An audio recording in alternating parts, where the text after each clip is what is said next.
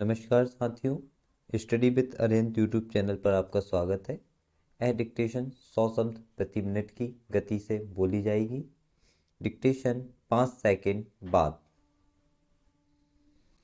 हमारी लोकतांत्रिक व्यवस्था में संसद तथा राज्यों के विधानमंडलों के सदस्यों को एक नाते से महत्वपूर्ण स्थान प्राप्त है। संविधान के अधीन उन्हें महत्वपूर्ण कार्य संपादित करने होते हैं।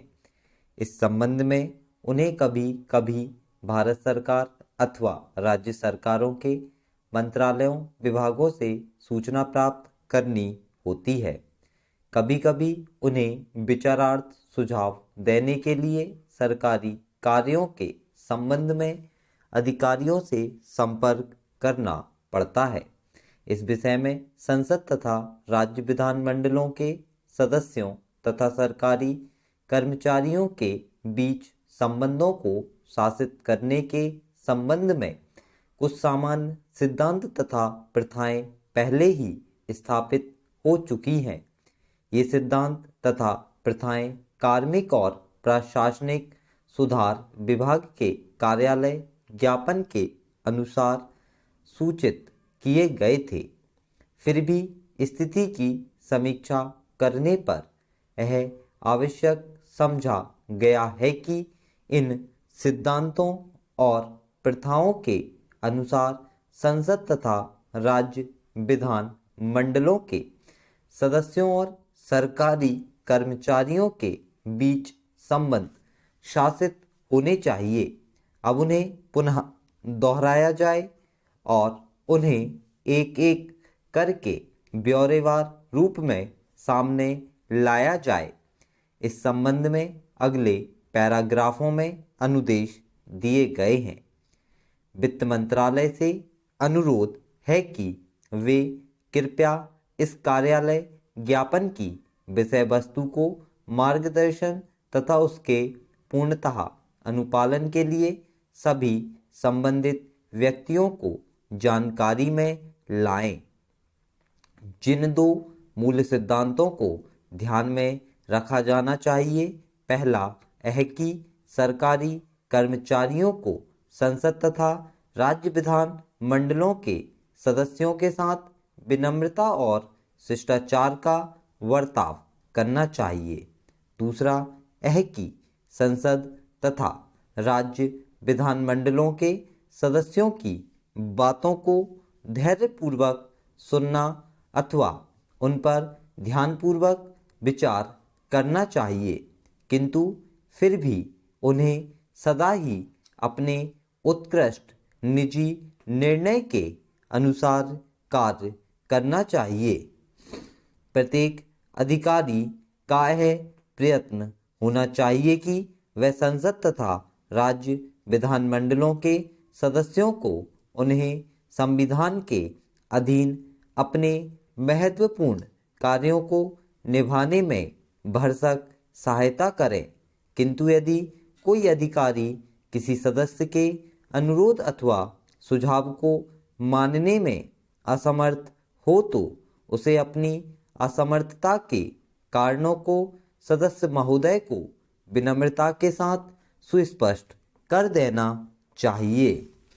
यह अनुभव किया गया है कि बहुत से अधिकारियों के पास बहुत अधिक सरकारी कार्य तथा जिम्मेदारियां होती हैं और उन्हें कारगर ढंग से कार्य करने के लिए अपने रोजाना के कार्यों को ध्यानपूर्वक योजना बनाने दी जाए और उस योजना के अनुसार कार्य करने दिया जाए।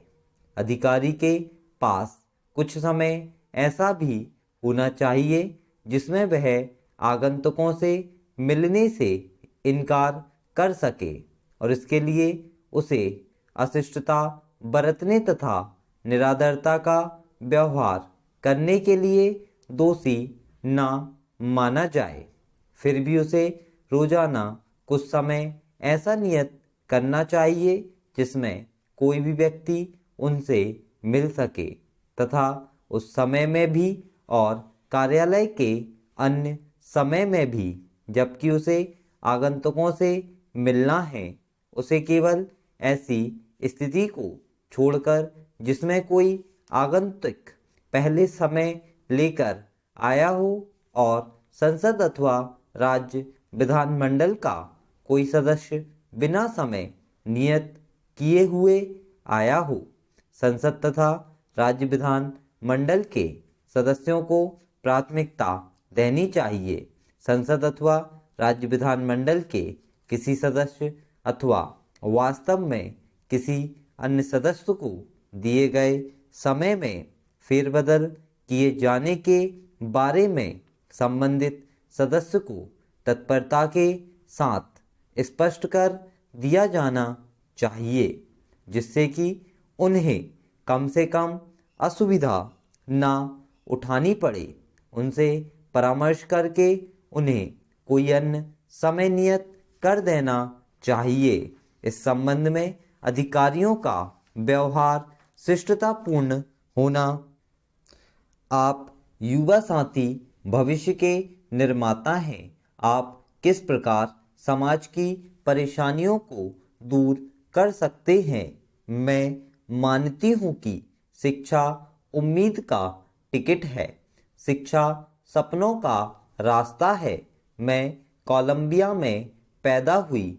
मैंने सामुदायिक संघर्ष और हिंसा का दर्द महसूस किया था।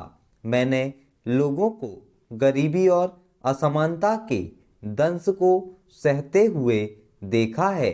विकासशील देशों में शिक्षा विलासिता है, अधिकार नहीं। विकासशील देशों में हर बच्चे को शिक्षा नसीब होना बड़े सौभाग्य की बात होती है। केवल अमीर और संपन्न लोग अपने बच्चों को पढ़ने लिखने की सुविधा दे पाते हैं। मैंने उन गरीब लोगों की तड़प करीब से देखी है जो तमाम अभावों के बीच अपने नैनिहालों को स्कूल भेजने के लिए जद्दोजहद करते हैं। मैंने ऐसा समाज देखा है जहां गरीबी में जन्म लेने का मतलब है गरीबी में ही मर जाना। मैं नहीं मानती कि हर बच्चे को शिक्षा देना असंभव है। कोई सरकार यह नहीं कह सकती कि यह नहीं हो सकता। यदि सरकार दृढ़ संकल्पित है, हर बच्चे को शिक्षा मिल सकती है। देश के सभी गरीब बच्चों को शिक्षा देने के लिए स्कूल फीस माफ करनी होगी, बेहतर शिक्षक नियुक्त करने होंगे और बच्चों को मुफ्त पुस्तकें देनी होगी। यह कार्य असंभव नहीं है। किसी भी विकासशील देश में यह किया जा सकता है। यहाँ एक और बात अहम हो सकती है। हमें हर गरीब बच्चे को निःशुल्क खाना देना होगा। कोई बच्चा भूखे पेट पढ़ाई नहीं कर सकता। मैं यहाँ एक बात साफ कर देना चाहूँगी कि शिक्षा पर खर्च करने का मतलब यह नहीं है कि आप ज्ञान दे रहे हैं, यह किसी पर एहसान कर रहे हैं। शिक्षा का खर्च करने का आशय है भविष्य के लिए निवेश करना। बच्चों को अच्छी शिक्षा देकर आप एक बेहतर देश बनाने की दिशा में महत्वपूर्ण कदम उठा सकते हैं।